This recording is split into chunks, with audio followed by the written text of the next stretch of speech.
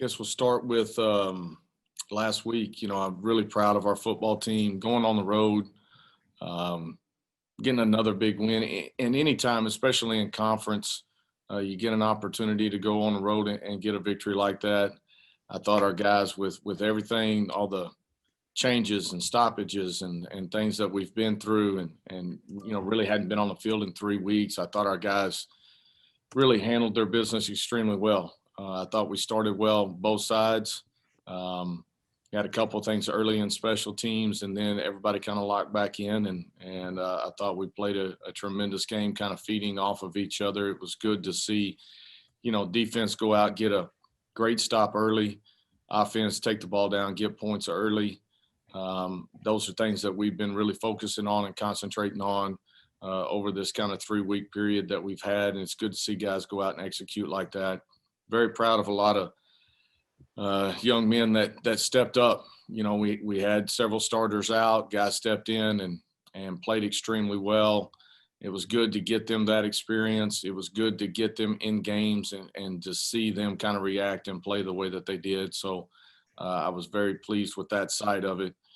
And then, now we've got an extremely tough test again in front of us, kind of on a short week. It at least feels that way with East Carolina coming in. Coach Houston, I've got a ton of respect for him and what he does. I think they do a fantastic job. You can see them growing every week. Their quarterback is dangerous. He keeps plays alive. He keeps you honest. He can make a ton of different throws. I think he's just one of those gritty players that just loves the game. You can tell how much he does. He's fighting tooth and nail all the way through it. Got a lot of good weapons to throw to. They're doing a good job running the football. Defensively, a ton of blitz, a lot of different fronts.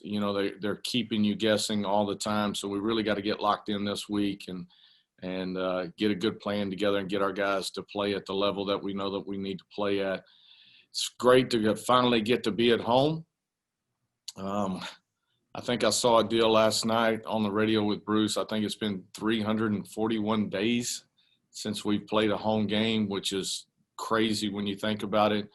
We're extremely excited about getting the opportunity to play in our home stadium and kind of feel what that's going to be like, because we just haven't experienced it in so long. We've got so many things going on this weekend.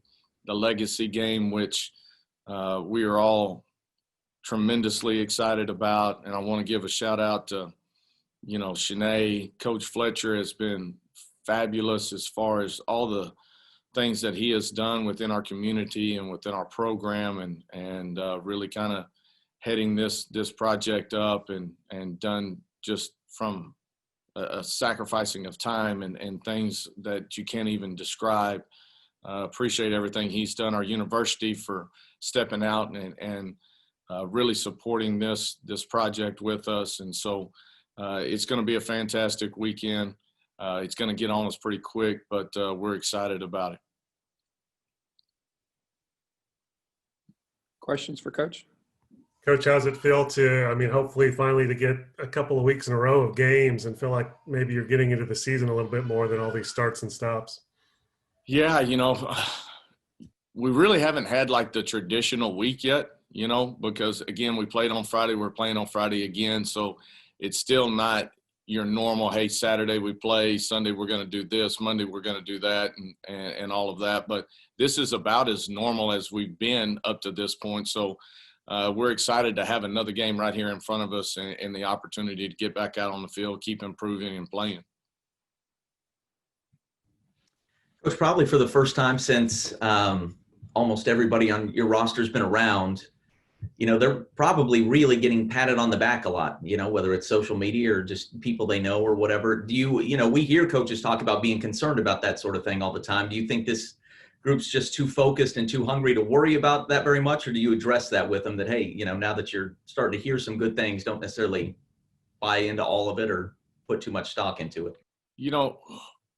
We had that 3-week period after the Central Florida part of it, and there was a point in there where we addressed that kind of as a group, and I don't know that our guys have really got caught up into that at this stage. I think our guys are really hungry. We've we're just trying to improve as a football team and really kind of focus with all the different factors that are going on, with the concerns of the virus, with our schedules being changed and those type of things. There's so many different factors right now. I think those guys are really just focusing in on us getting better, our next opponent, and knowing that we've been in this conference now long enough to know that every game is so vitally important. Everybody plays extremely well, and you better be at your best when you step on the field, because it's going to be a battle for 60 minutes.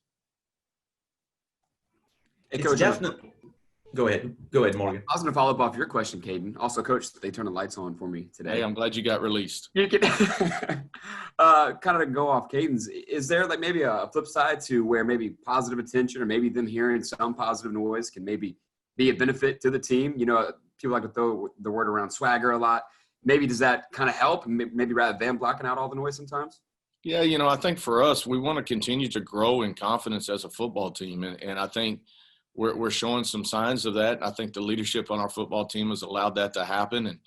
And we want guys to understand we've got a chance to have a special team and a special season, yet we've got to focus in on 1 week at a time and what we've got to do individually to continue to get better. And we still feel like we haven't played our best ball. We're a long ways from that. And, as we sit down and look at the tape and you're breaking it down, you're seeing a lot of different factors that can really attest to that. So for us, it's about continuing to get better, continue to stay driven, stay hungry for what we want, and keep our head down and keep driving. It has really looked like a confident team, at least, just watching on TV. How have you and how has this group kind of built confidence, even though wins have been kind of hard to come by the last several years and, for the stay of most of the guys who are on the roster? Well, I think it's just all the work that these guys have put in, and it's been different work, right? I mean, we started up obviously many years ago, but, you're trying to build a platform that we're really going to be able to stand upon, a foundation that we can continue to build upon. And then as guys have gotten older and gotten more confident in what they're doing, and then being more confident in what we're doing schematically on both sides of the football, and guys being able to grow within that scheme. And then, I think the work that they put in from January to now, and just understanding how close we've been in so many different ball games, and it's about finding ways and plays to make us get over that hump. And I think guys are seizing moments right now to take control of games, to find areas and to which we can continue to grow and build. And I think guys are just hungry to be successful, and that's driving us right now. Philip, to be able to win a game like that without those 4 defensive starters, how much is that a testament to the depth that you guys have created on that side of the ball? And also, do you anticipate having those guys back this week? Yeah, I hope to have some of them back this week. We'll see kind of how it progresses. And then, I think as you continue to recruit, as you continue to build your roster, and then as guys continue to grow, you're seeing guys really being able to step in. And I think a lot of that goes to our coaches, and a lot of that goes to our players, our older players that understand, hey, this is the standard that we have set for this room, for this group, for this position, and making young guys really step up and live up to those standards. They do not want to be the weak link when they step onto the field. And I think you saw that the other night with some young guys that don't have a ton of game time experience, but really stepped in and played exceptionally well, tackled well, fitted well. We're in the right spots, and the communication level was still great across the board. And all of those are huge factors in us being successful.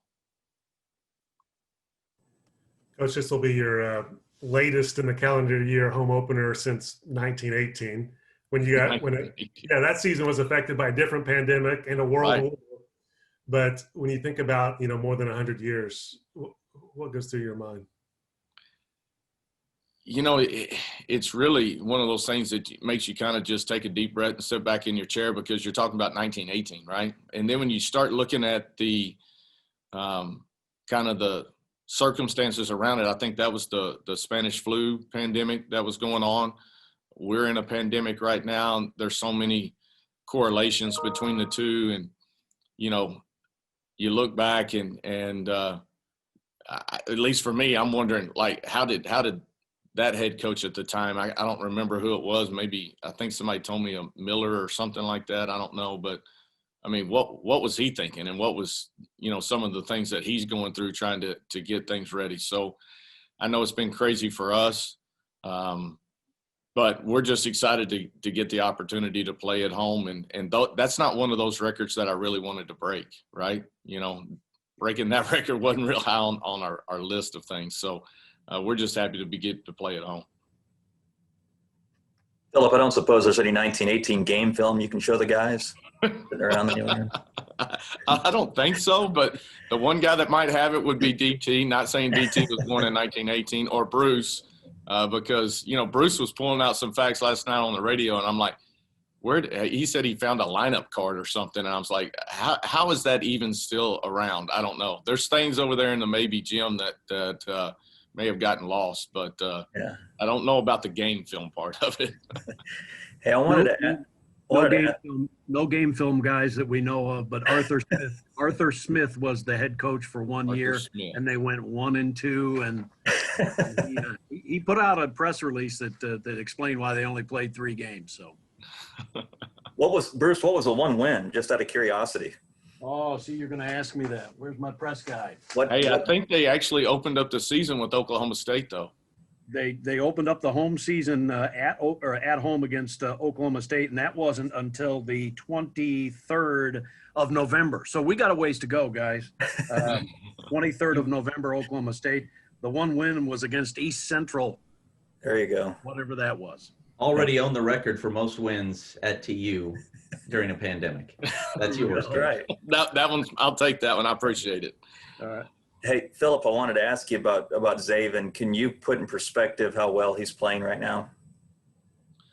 You know, honestly, it's kind of hard to put into words. You know, the crazy part with Zaven is I still don't feel like he is even close to his potential of what he can do. I think, you know, he's still learning the position. He's still fairly new at the position, playing linebacker. But, you know, just such a tremendous player, tremendous leader for us. He brings so many different factors to the field. You know, just his football IQ. We can all look at his measurables and how big he is and how fast he can run and the way he fits things and his athleticism, you know. But I think sometimes we miss on how smart he is as a football player and putting himself into position and being able to read and react the way that he does. And so he's a special player, and I think we have a special defense, and he'll be, I think, the first one to tell you he's more concerned about wins than he is anything else. Right. As he's figured out the position, have you guys figured out how to best utilize him over the years? Yeah, you know, I think we just added more things on his plate. As he's grown, I think we as a defense continue to grow. And, you know, I think with some of the things that we're being able to do in the secondary has allowed us to free him up a little bit and allow him to be much more involved in some of the blitz package things, to be a better rusher, to really utilize that skill set. Because we've been able to change coverages and do some things because of the corners and the safeties that we have and the way they're playing right now. Obviously, you have a good defense overall, but when you have a guy like Zaven with this NFL talent, how does that help the other players? How does it help the defense overall? Yeah, you know, I think it kind of goes back to what we were talking about earlier. I think our guys continue to raise the bar, to raise the level of standards that we're trying to meet. You know, the crazy part, before that turnover happened in the game the other night, you know, I was kind of walking around to the defense and I was saying, hey, it's about time for a turnover, isn't it? And I walked to all the corners and all the safeties and the linebackers and the defensive line guys. And you know, then they go out and get a turnover like that. And I walk over to AG and to Caleb that are sitting right there on the bench. And I said, I think he stole that from y'all. Y'all need to go get your own right there. So, you know, I think there's some good, like, brotherly competition that is happening. And they're all pressing to make those plays and wanting to make those plays. And we've had so many big plays that have happened throughout games and turnovers and things that have been caused by the level of play that I think our defense is putting out there. My freshman year at New Mexico was Brian Urlacher's senior year. They let him return kicks and they threw passes to him. And he, honestly, I've told people even before last week, Zabin reminds me a lot of him in some ways. He looked good with the ball in his hands. Any plans to throw it to him at some point, maybe on the goal line or something? You know, we've talked about some things. You know, we don't need to spur all that along. I mean, especially when he saw Jackson and Big Cat get in offensively, he was like, really? I mean, I even used to play quarterback. So we've had conversations. We'll leave it at that. The hat that the guys are wearing in the celebration, all that, is that your department at all? Do you sign off on that sort of thing? What's going on there exactly? Where'd that come from? Here's the deal on the hat. Now, first of all, I can't take any credit for the hat. All right. Did I sign off on it? Yes, but I still had no creative ability in the hat. And that's all Rick Dixon. And, you know, the first day that he showed up and we introduced him to the team, he had on his straw Panama hat. And, you know, we just thought it would be and really Rick's idea all the way. And he wanted to just kind of give something to the players that they could have fun with, that kind of brought his personality with it too. And, you know, I think the guys did. I think they've enjoyed the hat. I think they enjoyed it the other night on the sideline, and it's got a definite flair to it. And I think our guys have had fun with it. I did not expect that answer. What's it been like having an AD, and Derek was too, but such a football guy, and, you know, and then a guy who played at this school? Yeah, you know, I've been blessed since I've been here to have two ADs that have football backgrounds and guys that love the game and love the sport and love student athletes. And Rick and Derek both fall into that category. As far as, you know, Rick, you know, he's at practice almost every day. And I might talk to him, but he's talking to players, and he's a guy that has, you know, played here and has such a love for this university and for our program. And it's been special to have him around. I mean, he told me he might, especially in the red zone, if I needed him to play DB, he thinks he's got another play or so left into him. So it's been fun to have him around, and he has been exceptional as far as just taking care of our student athletes, taking stuff off our plates, and really just jumped in, both feet in, and started working, and it's been great. You guys just announced today you've got another game that's not going to happen on a Saturday. Got moved to a Thursday. So what is that, 3 now or so? How do you feel as a coach about playing these non-Saturday games? Yeah, you know, they're always tough because they're going to put you on a short week. I mean, we play on a Saturday now. We're going to turn around and play on a Thursday. At least, you know, we're getting to play it at home. I think the biggest part is the short weeks are hard. The flip side of it is the exposure that our student athletes can get, that our university can get, that our city can get. I think all of those things are tremendous benefits. And, you know, we want to be a shining light for our community and for our city. So it gave us an opportunity to move. ESPN asked us to do it. And, you know, I think both schools were in agreement. I think it would be good. And so we made the transition. Philip, I asked you about the offensive line's performance the other night, but what about Ethan Hall and his role in the offense? I know he had a huge block on Deneric's long touchdown run, but what did you see from him in that game? What we get to see out of him every day. I mean, this is a dude that, I mean, just loves to play the game, and he's going to do anything and everything you ask him to do at his utmost ability. You know, he's one of those guys, honestly, that, like, before the game, you don't want him to get too excited because, you know, you want him to stay under control because he is all about playing ball. He's all about setting a tone. He has a physical presence about him, and he likes to bring that to the table. And, you know, he, to me, is one of those guys that does set the tone for us offensively. You know, we can talk about the receivers and you can talk about the quarterbacks and you can talk about this and that. But as far as the physical presence of what he brings to us, I don't think you can put that into words what it is. And so he's a special guy, and I'm glad that we got him for not just this year, but 3 more. Coach Montgomery, East Carolina has struggled with, ball security. I believe they have 9 turnovers in their 4 games. How do you keep the defense, keep that momentum going on your side after the way Zaven played this past game, and not just him, the defense as a whole, to hopefully grab some more turnovers this week? Yeah, I think, for us, we're drilling that stuff every day. We're putting it into our practice schemes. But guys are just taking such an approach about what it means and what it is to create those turnovers, and whether that's, interceptions, whether that's, putting our shoulder pad right on the ball, ripping and pulling in balls, doing what we've got to do to create turnovers. It's a mantra for our guys right now defensively, and I don't see that changing. And as far as keeping that up, it just comes down to putting yourself in a good position, and guys being active with the ball in the air, or active when they're around the football. And they've done a fantastic job of that. We hope to keep that trend moving, that our defense, what they've been able to accomplish from that standpoint, and keep a few of those turnovers continuing to happen. And considering how well you guys have played and how much work went into getting to that point, to being able to play that well, and then also just, managing COVID and all that sort of thing, what do you hope the atmosphere is like for these guys in their first home game Friday night? Yeah, I hope we sell every ticket. I mean, I think that's only going to be maybe 3,000, 4,000 DT. What are we holding, somewhere in there?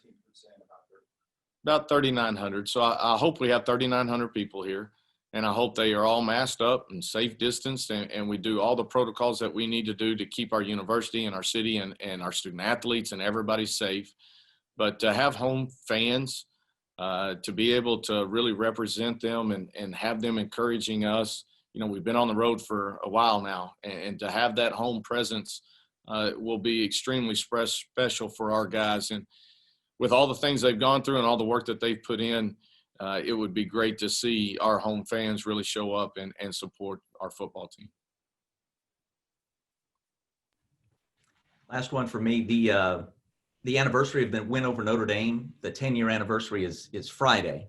I know at one time there was like a wall commemorating it. I don't know if that's been changed around or not, but do you get any mileage out of that with kids now? I mean, Notre Dame's still, a name that kids know. Is that, probably been a while since you had anybody tour the facility, but is that, does that still carry any weight, in recruiting or just anything else these days?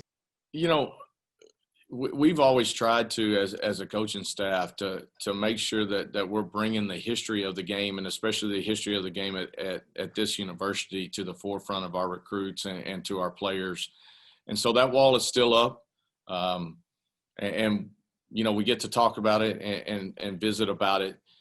As far as recruits go, to be real honest, they're all about here and right now. They don't even remember that we got, 5 guys or whatever it is in the College Football Hall of Fame from just a couple of years ago. So, they're all about what's here, what's now, and what just happened. So after we get them here, we get to give them the history lesson more than that affecting them from the get. They probably noticed the hat. Now, when you were at Baylor, they were the first school I remember doing the thing where the kids jump up and down on the sideline. That felt like, maybe somebody else did it first, but finding a way. Schools are doing this now all over the place with the turnover chains, and SMU has a party after turnovers, I think, on the sideline.